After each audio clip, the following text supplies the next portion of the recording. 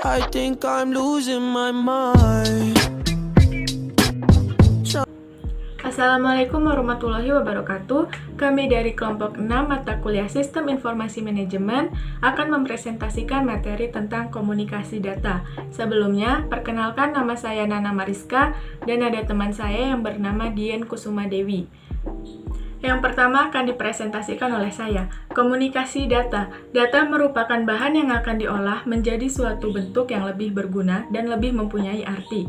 Informasi adalah hasil pengolahan data atau hasil proses dari data tersebut. Sehingga kita bisa mengambil kesimpulan bahwa komunikasi data adalah merupakan bagian dari telekomunikasi yang secara khusus berkenaan dengan transmisi atau pemindahan data dan informasi di antara komputer-komputer yang ada dalam bentuk digital yang dikirim melalui media komunikasi data. Tujuan komunikasi data antara lain yang pertama, memungkinkan pengiriman data dalam jumlah besar secara efisien tanpa kesalahan.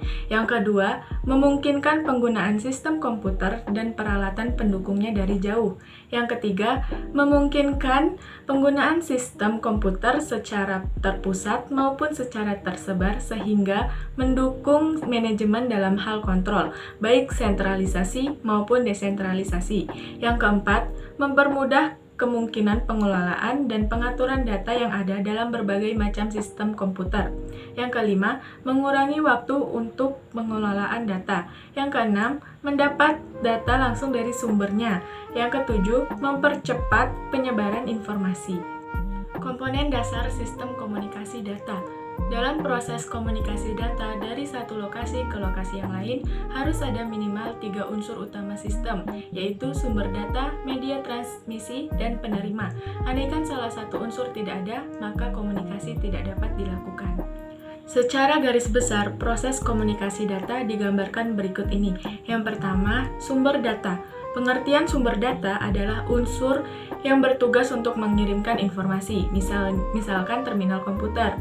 Sumber data ini membangkitkan berita atau informasi pada media transmisi. Sumber pada umumnya dilengkapi dengan transmitter yang berfungsi untuk mengubah informasi yang akan dikirimkan dalam bentuk yang sesuai dengan media transmisi yang digunakan. Yang kedua, media transmisi. Media transmisi data merupakan jalur di mana proses pengiriman data dari satu sumber ke penerima data. Beberapa media transmisi data yang dapat dilakukan jalur transmisi dapat berupa kabel. Dalam hal ini, berfungsi sebagai jalur informasi untuk sampai pada tujuannya. Yang ketiga, penerima data. Pengertian penerima data adalah alat yang menerima data atau informasi, misalnya telepon, terminal komputer, atau yang lainnya, berfungsi menerima data yang dikirimkan oleh suatu sumber informasi. Penerima merupakan suatu alat yang disebut receiver, yang berfungsi untuk menerima sinyal dari sistem transmisi dalam bentuk tertentu yang dapat ditangkap dan digunakan oleh penerima. Sebagai contoh, modem yang berfungsi sebagai receiver yang menerima sinyal analog yang dikirim melalui kabel telepon dan mengubahnya menjadi suatu bit stream agar dapat ditangkap oleh komputer penerima. Baik, selanjutnya akan dipresentasikan oleh Dian Kusuma Dewi. Bentuk-bentuk sistem komunikasi data ada dua macam. Yang pertama yaitu sistem komunikasi data offline dan sistem komunikasi data online. Sistem komunikasi data offline adalah suatu sistem pengiriman data melalui fasilitas telekomunikasi dari satu lokasi ke pusat pengolahan data. Tetapi data yang dikirim tidak langsung diproses oleh CPU atau Central Processing Unit. Peralatan-peralatan yang diperlukan dalam sistem komunikasi offline yang pertama yaitu terminal. Terminal adalah device yang digunakan untuk mengirim data dan menerima data jarak jauh dengan menggunakan fasilitas telekomunikasi. Yang kedua yaitu jalur komunikasi. Adalah fasilitas telekomunikasi yang sering digunakan seperti telepon, telegraf, telek, atau fasilitas lainnya. Yang ketiga yaitu modem. Modem adalah singkatan dari modulator atau demodulator, yaitu suatu alat yang mengalihkan data dari sistem digital ke sistem analog. Yang kedua yaitu sistem komunikasi online, adalah data yang dikirim melalui terminal komputer yang bisa langsung diperoleh dan langsung diproses oleh komputer pada saat kita membutuhkan. Jenis-jenis sistem online. Yang pertama yaitu real-time system. Suatu real-time system memungkinkan untuk mengirim data ke pusat komputer, diproses di pusat komputer seketika pada saat data diterima, dan kemudian mengirimkan kembali hasil pengelolaan ke pengiriman data saat itu juga. Yang kedua yaitu time sharing system. Adalah suatu teknik penggunaan online sistem oleh beberapa pemakai secara bergantian menurut waktu yang diperlukan pemakai.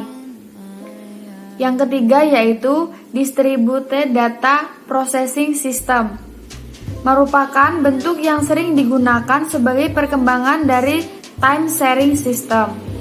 Yang keempat yaitu Batch Processing System, adalah suatu model pengelolaan data dengan menghimpun data terlebih dahulu dan diatur pengelompokan datanya dalam kelompok-kelompok yang disebut batch. Yang selanjutnya, jaringan komunikasi data. Berdasarkan luas area cakupan yang dicapai jaringan komputer dapat diklasifikasikan menjadi Local Area Network atau LAN dan Wide Area Network atau WAN. Luas cakupan LAN lebih kecil dari WAN, biasanya terdiri dari sekelompok gedung yang saling berdekatan. Transmisi komunikasi data. Supaya data dapat diterima oleh penerima, diperlukan saluran medium untuk membawa data tersebut. Medium ini disebut saluran transmisi. Pada dasarnya, sistem transmisi dapat membawa data secara listrik atau elektrooptik. Kesimpulan, komunikasi data antara komputer memungkinkan bagi user untuk mengirim dan menerima data ke komputer lainnya. Hal tersebut juga dapat dimanfaatkan oleh suatu perusahaan untuk mengkomunikasikan data baik kepada perusahaan lain sebagai pemakai informasi eksternal maupun kepada karyawan sebagai pemakai internal.